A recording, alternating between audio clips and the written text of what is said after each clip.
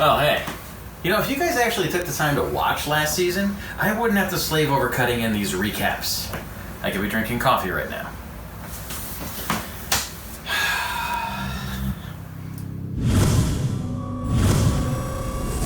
Last time on Graveyard Carz, the ghouls got an assist from Ron Jenkins at Magnum Force, building out and installing the 392 Crate Hemi in Chris Jacobs' 1968 GTX. And they prepped out the brand new Crate Hellcat to be installed in our Superbird tribute car. Now, with only days before shipping these monsters of Mopar to SEMA, the crew needs to shift into high gear. They have to finish Jacobs' GTX and custom fit the first ever Hellcat crate engine into this icon of NASCAR. But with the clock ticking and never before attempted customizing needed, the ghouls may not make it in time.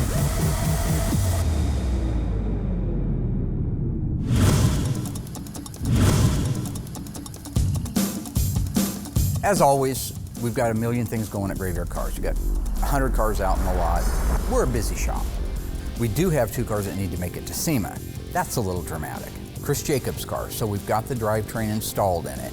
Now there's a lot of plumbing. There's O2 sensors, the drive shaft, the fuel system, the electrical, the Mopar controller unit. There's still a lot of things that have to be done. Now it doesn't mean if they're not done we can't get to SEMA. We'll get to SEMA. But it'd be nice if the cars could move around and run and drive rather than just be pretty candy on the showroom floor. Equally, our Superbird.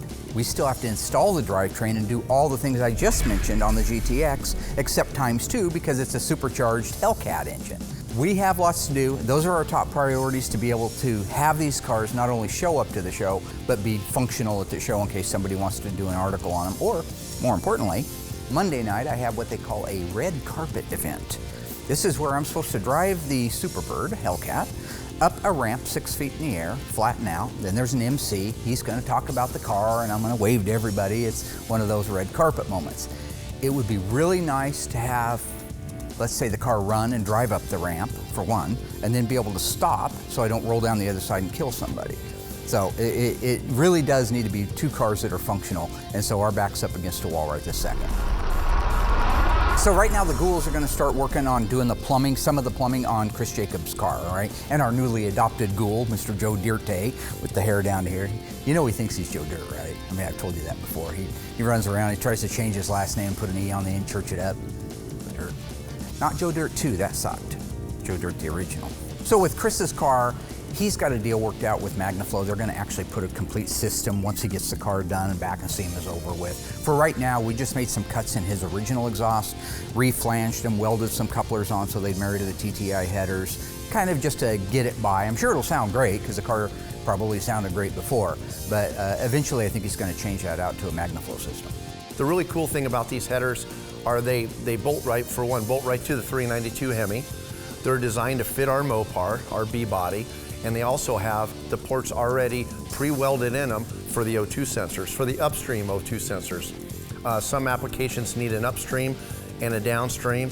In the case of our 392 with the simplified wiring harness, we only need the 2 upstream O2 sensors, so this just kills 2 birds with 1 stone. Put the headers on there, really cool, they sound nice, and they already have the O2 ports in them. Yeah, Mark's used to doing a lot of restoration stuff, as everyone knows. He is the resto go-to guy.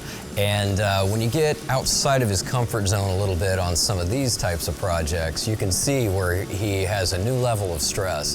I think it's on those particular days he might kind of want to get out of here a little early. Hey, look, I don't mind stepping back a bit when it comes to this custom stuff. It's fun, and it's got a lot of eyeball to it. But my brain just operates on a completely different set of gears, metaphorically speaking, than aftermarket add-on stuff that you can order out of a book. So I'm gonna move back, let Ron take over, because this is his cup of tea. Oh, Joe Dirt, he just loves this aftermarket stuff, can't get enough of it. If he could have a Mopar without one OEM part on it, he would be thrilled to death. Butcher. So this particular controller can use the O2 sensors, and it does use the O2 sensors. These are, I believe, called the upstream ones. And so there are leads that go into it just like it would at the factory. It's just that TTI on their headers built an actual port real close to the same geometric location that the factory would have. So that's another bit of wiring. But because they're headers and not the manifolds, we have to extend both of those leads down to it, and with the same gauge of wire, not to change the millivolts or whatever fancy schmancy talk they like to use. Make sure everything works and talks to the computer like it's supposed to. So right now, we're out of the woods on the 68 GTX, Jacob's car, other than maybe just checking some fluid levels and things like that. That thing's done. That means the whole team, all the ghouls and Dirte, are gonna move over to the Superbird and start working on installing the engine and the transmission in that. Today I'm cutting the shaft on the steering column to shorten it up because we're putting the Hellcat engine inside the Superbird. And hopefully everything goes right. I'm gonna start welding it up in a minute. So last year we learned one of the first things we have to do besides changing the upper control arm mounting stop points for the bumpers is also to modify the steering column. The rack and pinion is located, especially the pinion point of the rack, is located at a different place entirely than the original integral steering gear. It also has a different kind of a coupler. They call it a double D coupler. So what we end up having to do is we end up shortening that shaft on the 3/4 inch side of the shaft because it does taper up bigger. But down on that 3/4 inch side, we have to make it shorter, and we have to put the provision on it so that it'll slide through the header, because it weaves through the header and onto that rack and pinion that Ron got us from Magnum Force. So I think right now we have all the modifications done, at least that we can see and think of, in order for the Hellcat to go in. So that's the next step, is mock that thing into place and cross our fingers.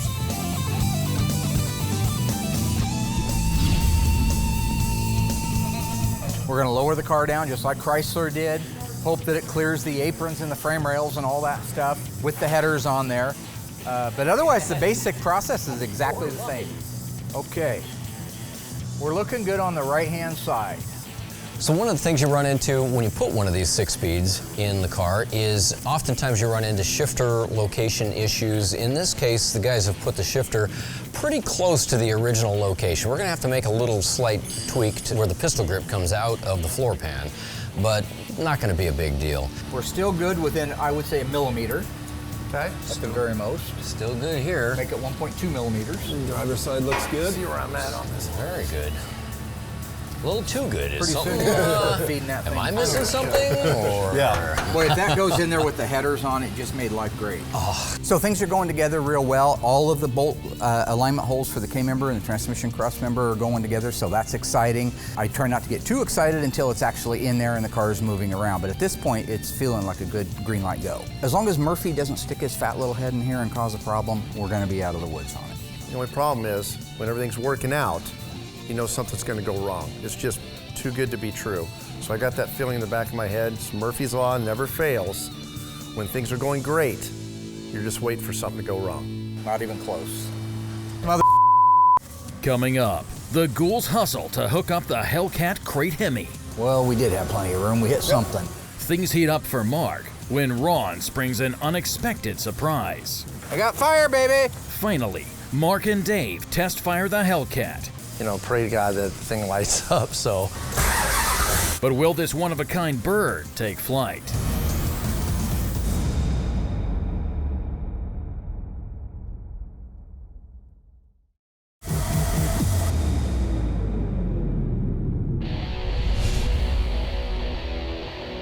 So Dave's feeding the wires through right now into the firewall, and as soon as he gets those in place so they don't get bunched up, we can let the car down the rest of the way, hopefully line up with our K-member bolts. It's because it's such a tight fit, and we can't take it off the engine harness, or off of the engine itself. We have to lower the car down, just like we'd normally do it, and feed those wires through the very small openings that they have in the firewall that Dave's made for them. So it's a drop it down, feed it through, drop it down, feed it through, drop it down, feed it through. That's with everything, speedometer cable, anything that has to have a connection to the transmission or the engine at the same time it goes in has to carefully be fed in there. That right, Ronald? That's it. What you doing, pumping a little iron there? I see you got a little bitty something going on there, a little something, something. A little something. Little something, something. Not bad for 60. 60. How old are you? 53. 53? Yeah. You got any intention of growing up, or you pretty much? Not gonna happen. I'll just keep Gonna coming hang keep out. you young, isn't if I it? feel like I might be getting a little bit too grown up, I'm gonna come hang out with you. Yeah, that's right. The king of immature, right here. So when I looked at the K-member over in the other room, it wasn't next to our Superbird, which is FJ5. Limelight. Ron had it powder-coated FJ6 Sassy Grass Green.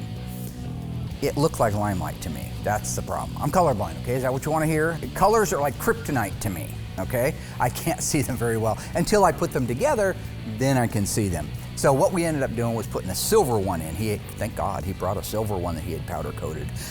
I could have painted the green one the correct color, but it's our time frame, right? We just a couple of days to get the car done. It doesn't need to spend half a day down there getting painted and baked.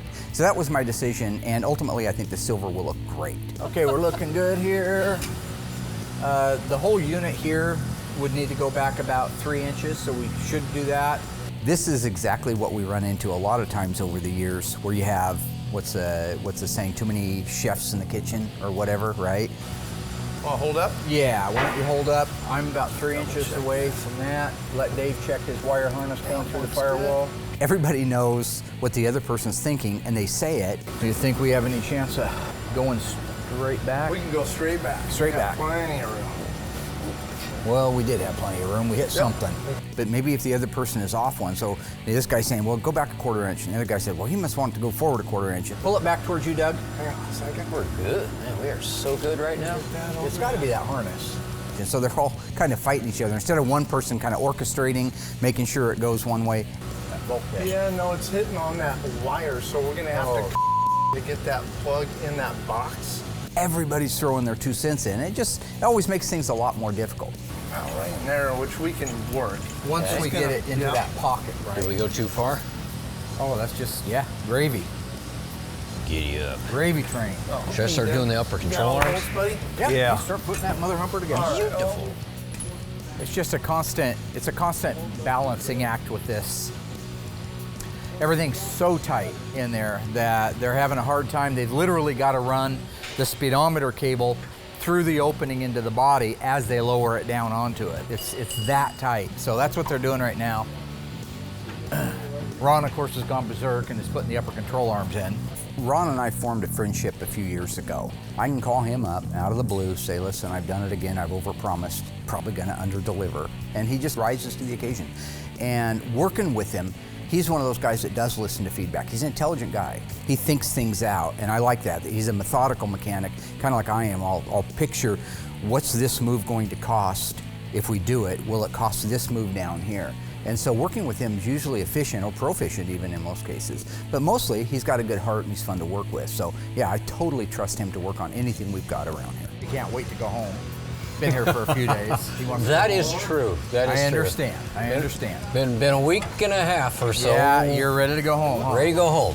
So now that we've got the main structure of the drivetrain installed, the transmission crossmember, everything's fast in the car. That allows us to raise the car up and do all the plumbing. There's a lot of things that have to be connected underneath it, fuel lines and exhausts, etc. Once that's done, we'll lower the car back down, do the little bit of plumbing that's left in there, and maybe it'll be fire up time. That's what we're hoping for.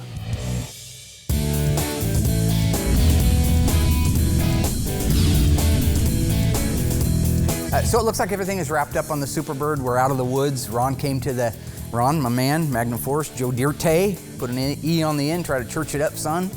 I'm gonna escort you out of here because I got stuff to do.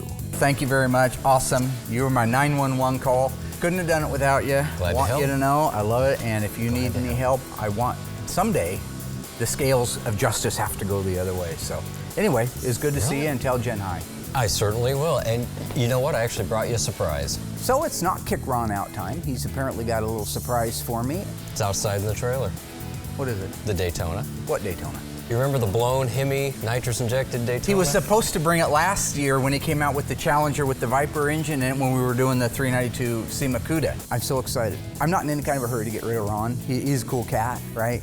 But when he stopped me and said that he brought a surprise up, I've been wanting to see this car forever. I absolutely love Pro Street. Everybody that knows me knows I love Pro Street. It's fun, it's old school, it's kind of what we did as kids, and that's exactly what his is, one badass Daytona Charger, so I'm excited to see that. Did you really bring it? I didn't even see your trailer?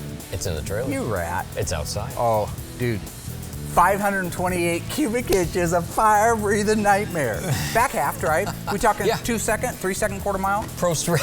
It actually runs -2s in a quarter mile. It actually sends the Earth on its How cool is that?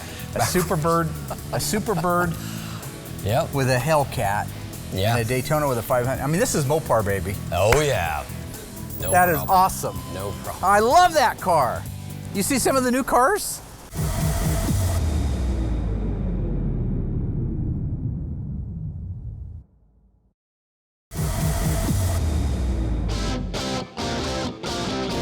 We got 3 rows now. I saw that, yeah. You know, from what Ron's told me, I've seen pictures of it. He was going to bring it up last time when he came, and he just couldn't. He brought up his Challenger instead. Brought up this real cool Viper-powered Challenger, one of the first guys to do it. So we had fun with that. We went out on a ride and had a ball with that car. That's a fast car. So when Mark first saw the car, he had a lot of compliments for it. It was great. Clearly he likes the car. So when we finally took off to take it for a spin, you don't know what he's going to think. And he very much enjoyed the way the car drove and handled and stopped and all that sort of thing. But that thing's just begging to get dropped. The engine wants to run. Actually, Mark makes a good passenger. He didn't say anything. There was no screaming, almost no screaming. Ron's got a screw loose. Whatever tells his hand and his foot to react the way they do in a car, something's wrong with it. Oh, I love it. Thank you. That's awesome. Okay, hang on here. You know me, I like to present things. Show me the money! What the is that? The look on your face is priceless. What'd you do? Let's just say it involved fire. How's that? I have no idea whoever came up with Turnabout's fair play, but this is a great example of paybacks or karma. Do you remember Wendell's 71 Cuda? Hardtop, 1 of 48, 426 Hemi. I kind of snowballed everybody into thinking it was a Survivor, which technically it is a Survivor. He got me the same way. You and Chris Jacobs partying a little too much or something? Yeah, apparently hanging out with the same crowd. Oh, no. I guess we're having a fire sale here at GYC because we got Chris Jacobs' car, which, like Mark said, burned to the ground. We got Wendell's poor 71 Hemi Cuda, burned to the ground. Wow.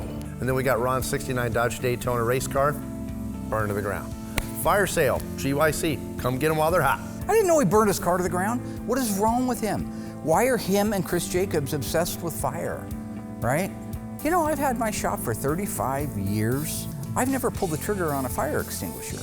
I got fire, baby. Need an extinguisher. Just water will be awesome. I can do it with water.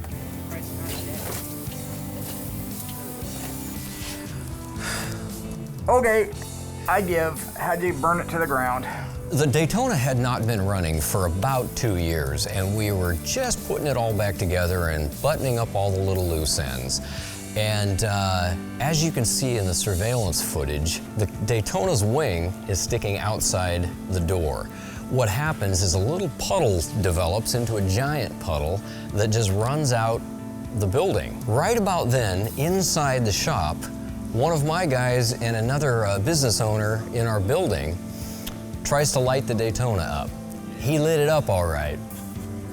So what you then see is about a 20-foot plume go all the way to the top of the building. I mean, a massive explosion of fire and smoke just engulfed the entire car. Thankfully, it only torched the back half of the car, but it melted all the aluminum in the car, so I had to redo all the aluminum, melted all the wires, all the paint.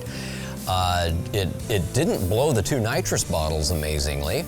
And both Mickey Thompson tires are still fully inflated, but it burned all the paint off the Daytona wing. The trunk lid, everything was toast. It was horrible. Yeah, so it was a bad day. Oh, yeah. But, yeah, I've had them. Having one right now.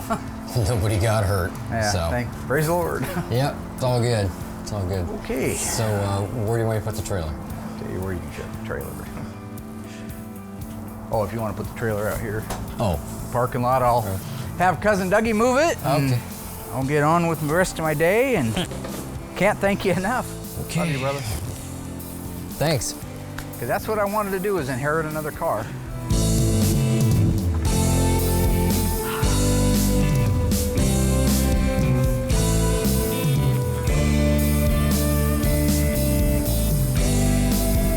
Cousin Dougie!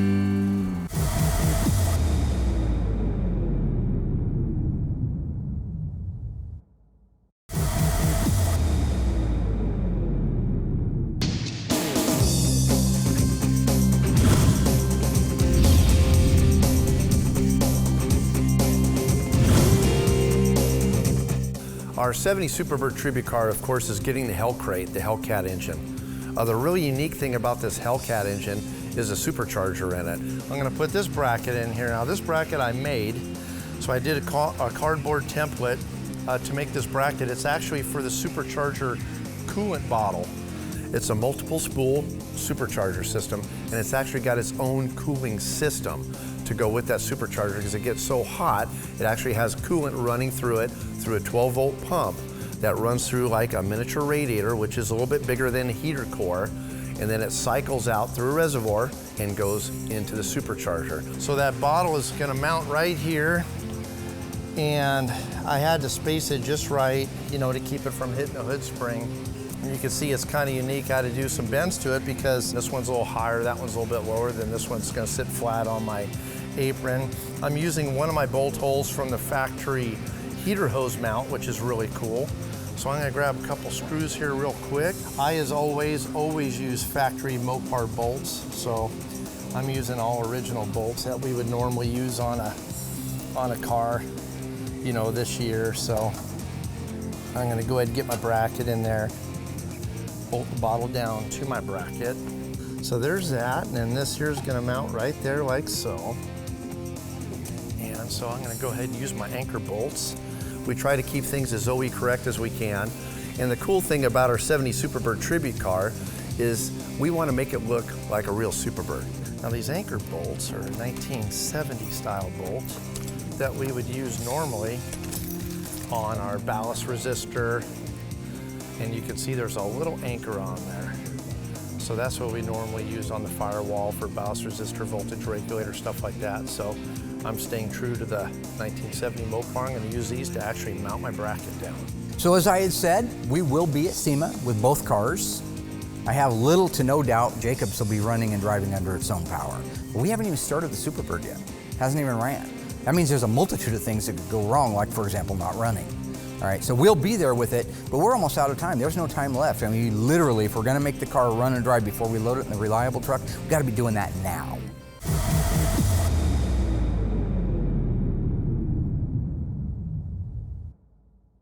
So far, the Ghouls, with help from Ron Jenkins at Magnum Force, have kicked into high gear and cranked out the finishing touches on Chris Jacobs' 1968 GTX, as well as getting the Hellcat crate Hemi installed in our one-of-a-kind Hellbird. Still to come, the Hellbird needs work inside and out. Dave needs to customize some connections for the Hellcat to fire. Mark needs to install the iconic Superbird decals. And finally, the Ghouls need to make sure the engine will fire up. Ready? Do it. Before this bird hits the road for Vegas.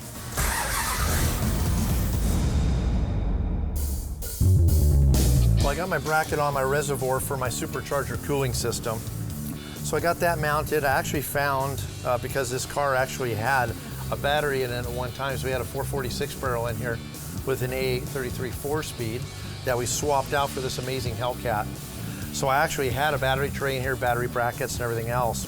So what I did was I actually put one of the battery brackets that was already painted a limelight on there to stiffen up our hoses.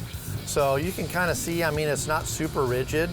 There's a little bit of play in there, but it should work out just fine. So now I'm to the point into where everything's plumbed all the way around, and I'm getting ready to put in my actual heater core, miniature radiator, whatever you want to call it, for this supercharger system. The really unique thing about this Hellcat engine is a supercharger in it, and it's actually got its own cooling system. I had to kind of look at some old pictures that I found of actual Hellcat engines in, you know, Hellcat Challengers and figure out how to plumb it out. I like to keep everything looking as OE as possible. So if you were looking at a 1970 Superbird back in 1970 with a Hellcat engine with a supercharger and a cooling system on it, that's the way it would have looked. All right, what I'm gonna do now is, this is for my supercharger cooling system here. So it looks like a heater core, but this is what's cooling this big old supercharger up there. That thing's got, I think, 5 or 6 rotors in it, so it gets hot, so it's got its own cooling system. So that's been one of the more difficult things to mock into place on this, And what I'm utilizing is all the factory brackets. They gave me the factory brackets with a lot of this. So I actually cut this one in half. The pump, it has a 12-volt pump that actually runs this whole system. So it's not actually connected to the engine. It's a 12-volt pump that cycles the coolant through the supercharger. Has a 15-pound radiator cap, so it's a pressurized system, just like your coolant system would normally be. What I ended up doing was I mounted the 12-volt pump up here behind this headlight area here in the 70 Dodge Cornet fender.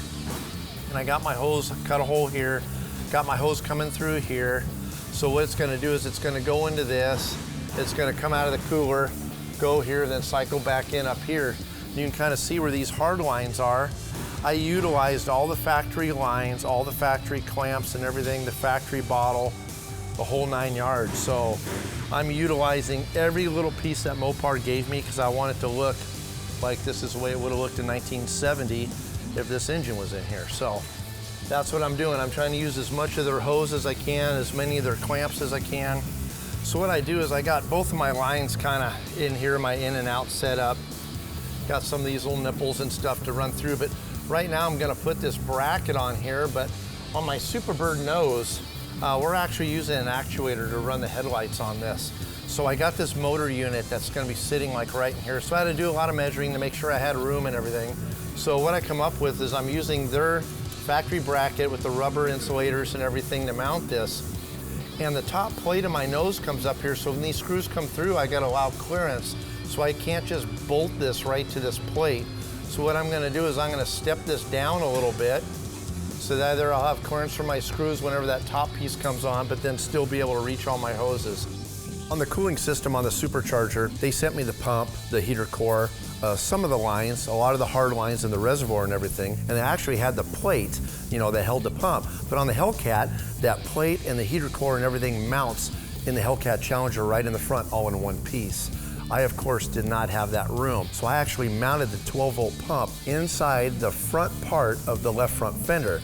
So I actually had the pump mounted in the front fender. It came through the actual air dam, through the radiator support, all that area where I actually had to run the plumbing. So I actually had to fabricate a bracket, which was really cool because I was actually able to use Mopar's original bracket and just cut it, add a piece to it, had George weld it up for me, and I actually mounted that right on the front left fender so I could mount that pump right there and run the hoses right through that inner part of the fender. So that was the only piece I really had to fabricate, and then I was able to use the rest of the framework to mount the heater core to the front part of the radiator. So in all, I used a lot of the original parts that would have came on a 2017 Hellcat, just had to add a little bit of metal. I'm super nervous. First time I wired up a Hellcat engine, so I'm just hoping and praying that this is gonna be a one-shot deal and it's gonna light up the first time. We're down to hours pretty much before the car has to leave for SEMA. Any problems or altercations that we're gonna have right now is devastating. So I kind of checked everything twice, made sure I got it all right. So keeping our fingers crossed that it's gonna work.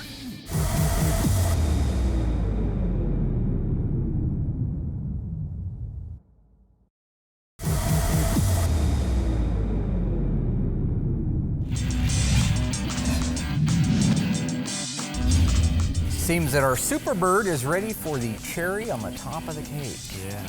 He's been working so hard at getting everything built out, done a great job. You utilized a lot of original openings in the core support that would have been for AC lines and things like that, and that's awesome. It's a good job. I love it. So now the 2.5-ton nose cone is ready to go on, the cherry on the top. So on the conversion kit to take the Roadrunner from a Roadrunner and turn it into a Superbird, we bought that kit from Ted Janik. What you're doing is you're taking parts that were made originally out of steel and or aluminum, and you're changing them to a fiberglass. This was something Ryan deserves total hats off to. I mean, Ryan did a fabulous job, fabricating all the pieces that actually go into this nose. I don't know how many hours we got into that nose, but it looks phenomenal. Right now he's just finishing sucking down all the bolts on it. When he's done, he can wire the headlights so they'll work, and then he'll go back to putting the rest of the interior together. Yep. Nice.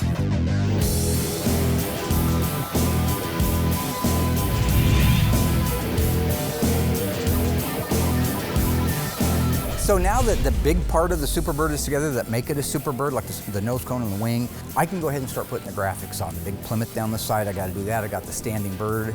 I'll tell you, he's awesome. I mean, the guy could lay down decals almost blindfolded. Decals can be a real bear, all right? They can be a pain in the butt. And if I screw it up, I'm screwing up my own work, so I have to write the check. I think Mark kind of chomps at the bits watching the cars out here whenever they get down to the point where it's ornamentation on the car, you know, whether it be body tags or especially decals. So it's great when you have my reference room with the original diagrams, the original blueprints of how things went, the exact piece of paper that 50 years ago, snapshot in time, another guy was using to put the same graphics on. Everything came out great on the Superbird, succeeded perfectly at installing a Superbird decal kit from our friends at Phoenix Graphics. You're welcome, I made y'all look good. That big, huge Plymouth on the side there on the quarter panel is just so unique.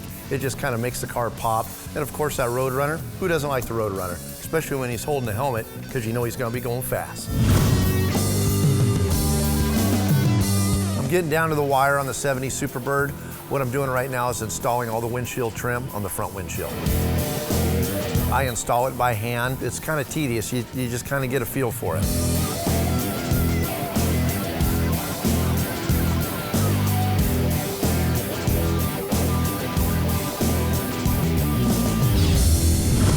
Now that I got all the window trim installed in our 70 Superbird, I can get it up in the air and get that unique, accurate exhaust system. Our exhaust system doesn't quite fit like we wanted to with these TTI headers, so I'm actually going to get George over from the metal shop, have him cut up this exhaust just a little bit, do a little bit of modifying, a little bit of welding, and we'll have it fit perfect.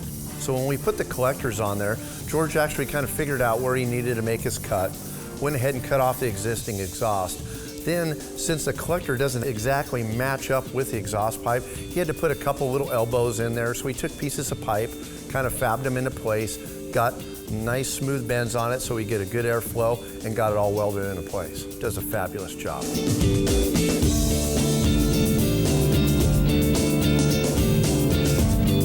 So this is the moment of truth.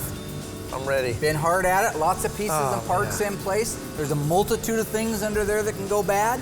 The engine's in, the drivetrain's in, everything's connected. We have the battery ready to connect. We literally are at the point now where we can start this car, or at least try to start this car. So Dave's gonna get in the car. This uses an electronic fuel pump on it, not like the old cars that were mechanical. So he's gonna go in, turn the key to the on position. That'll energize our fuel pump. Once it creates the pressure that it needs, it'll shut off. At that point, you're ready to go into the start mode. Yep. He'll crank it over and hopefully it will start. Fire baby up. I mean, I got everything checked off in the car. You know, it seems like I've only been working on this car hardcore for 3 weeks. My mind's just been spinning and spinning. Stress level is at just all-time maximum. So we're ready for step one. I'm ready. Let's do it. Let's do ignition. It's like a countdown. Like Apollo, like a countdown.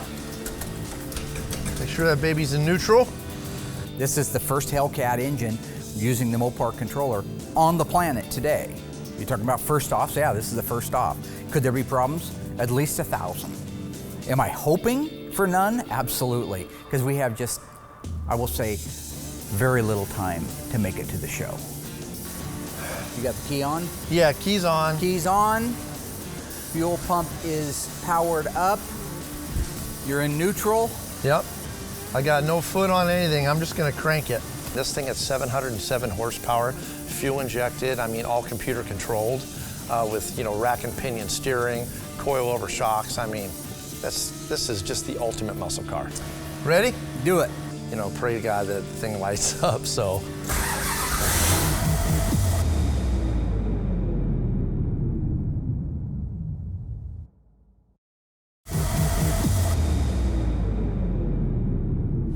You got the key on? Yeah, keys on. Keys on. Fuel pump is powered up. You're in neutral. Yep. I got no foot on anything. I'm just gonna crank it. Ready? Do it. You know, pray to God that the thing lights up, so. Yes! Woo! Listen to that! Listen to that. Oh my God! Yeah! Woo! Fast idle. That's what I'm talking about. It was an amazing group effort because here we are right now, looking like we're gonna make it. Wow, it's one of those things that you don't know till you know. Boy, that thing sounds good. It does sound good, huh? The first Superbird on the planet, on this planet, maybe on any planet, to to have the Hellcat engine now installed using all Mopar components.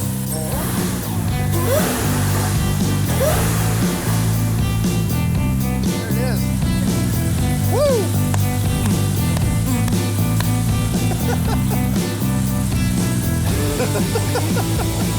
There it is.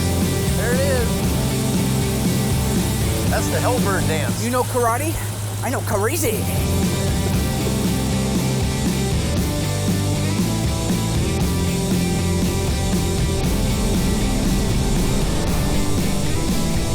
A lot of pressure this time of year for us, Graveyard Cars. Got a lot of people that are counting on us to get the cars done on time, counting on us to show up down there. Not just put the cars together, but put them together correctly. Something we can be proud of. So sometimes when all the smoke clears and everybody's done chanting your name, it's just you and the car you built. This is what it means down to the wire at SEMA. We got a loose low radiator hose clamp, and so we're tightening it like 2 seconds before the car loads on the truck. So that looks good, man. Cool car. Chris is gonna be happy. From a Mopar man to another Mopar man. Congratulations, buddy.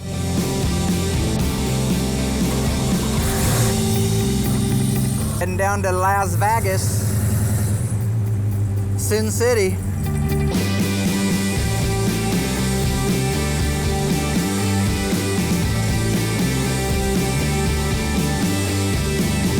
See everybody down at SEMA, 2017, kicking it old school. Come by, check it out. I've lost 26 pounds since April, by the way. You probably didn't notice because the camera adds weight. But and I haven't even been sick. So Please try to get in. diet and exercise, my friends. Diet and exercise. Did you lock it? Come on, man.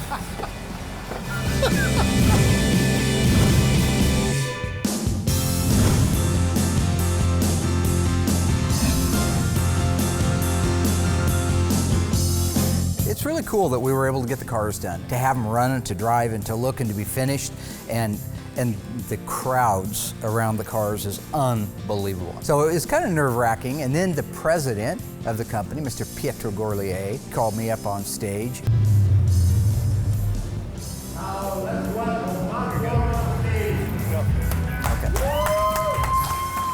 And had me talk about the Superbird and the controller and how it went and what we think. He also had to give me a little bit of crap because of my color blindness, why I like green colors, but all very good and all very humbling, even for me. Well, Brendan, we have a little surprise for you. Oh, really? Oh, Yeah, oh, God. we really consider you one of the top ambassadors of our brand. So, to show our thanks, this is an award that we are gonna institute this year for the 2017 Mopar Brand Advocate Award. Congratulations. Thank you, everybody. Thank you, Mark. Thank you. Anywho, obviously it's big. It's probably solid crystal. That's awesome. Oh, I just had something in my eye up there. Yeah, it's a lot of stuff. It's a lot of stuff in the air up there. So, point being, you know, they wanted to present me with something that showed their appreciation for my dedication to the brand. And that's what this is about, all right? This doesn't make me smarter than everybody else or funnier. Well, I'm already probably funnier because I'm a natural comedian, but it is what it is, you know? You don't let stuff like that go to your head. Just a guy doing his job. I'd like to welcome to the stage, of course, Mark Warman from Graveyard Carz. One of the funner parts was when they called me up on stage with some of the other car show guys. My job was to be there and talk about what a superb job I do. I think the name of the bit was Masters of Their Trade or something. So anyway, that's obviously, again, nothing doesn't make me better than them. But they wanted to get my input on what it's like to be a skilled master in Mopars. So yeah, it was fun. Hanging out with Christy Lee, I call her CL. She's pretty cool. She's shorter in person than she is on TV, but she is just as adorable. The opportunity to be able to continue keeping these cars on the roads for the next generations. That's what this has done. That's what the Mopar crate and the controller has allowed us to do. That's right. You know, we have a Facebook page for Graveyard Cars. I was the one that started it way back, I think about 8 or 9 years ago. And I remember getting so excited when I got 100 people. Well, I got excited when I got 10 people. Then I get 100, and then I get 1,000. It's like, oh, where's this gonna end? Well, we're at 3 million now. I swear all 3 million were down there at SEMA. I mean, you could not walk. It was shoulder to shoulder. The camera guys are fighting for their lives just to stay up with us. And it shows that maybe at the end of the day, what I'm doing does affect a lot of people's memories. So for me, yeah, that's the funnest part, is just reliving the memory, forgetting the nuts, the bolts, and all the part numbers that make the cars what they are and all that. How about just the grassroots behind the passion and the love for Mopars? I mean, truly, I think that's what I enjoy the very most about the SEMA show, is sharing that with so many people. One of the cool little displays there was 1970 Barracuda 4-door sedan. I don't care about the politics. What I am here to say is that was probably the best looking 4-door that would have been on the market back in the day. I liked it, and whether the rest of the world likes it or doesn't like it, it doesn't matter. But to me, that's how I operate. So when I see something like that, I think, well, it kind of reminds me of my modified Dragula with the 340 in it, or my hearse with the 440 and dual 4s in it. It's just something that he wanted to express his passion for the hobby with, and I love it. I thought it was cool. It's nice meeting up with Bill Goldberg. I called him a few weeks ago and I asked him if he'd have any time at all. We didn't really have any budget to do anything, but we're just a bunch of car guys that wanted to get together, and he didn't care about the budget. What he cared about was talking Mopars. And it was out of the kindness of his heart. To me, it's like this hobby should be based around the entire picture of people who love the cars. And so for Bill Goldberg, our common thread that bonds us together is the fact that we love Mopars. And that's as genuine and as real as I can put it. Awesome week. Chris Jacobs' GTX came off beautiful, absolutely. I think he had so much fun. That was great stuff. The Superbird, again, you're cramming so much stuff into the last couple of days, you don't even have a chance to catch your breath. In reality, when you talk about all the things that we did in a few days, we did really good. We did good. Like I said, I was going to be there no matter what, but I wanted to make sure that when we did show up there, the cars were functional and I could move them. Did you happen to catch my red carpet? I don't think I made it in time for your red carpet. I'm sure it was a treat. It was hundreds of thousands of people out in the audience wanting to see the Superbird pull up. You know, it's a little humbling when you're up on stage and the president of Mopar brings out an award and announces that you're the very first brand ambassador to Mopar. So it doesn't mean I'm any different, right? I still put my pants on one leg at a time, all right? Just happen to have an award that tells me how to do it. You want to hold it? I mean, sure. You're never going to have one of your own, so you might as well Probably hold mine. not, no. Why don't you hold it up here? Now give me my award back, because there's no reason for you to. I didn't want it, Dad. You made me hold it. Okay, that's great. We're all really impressed. Are we done? We're done. Yep, we're done. Yeah. Mopar. See the M mark? Warman.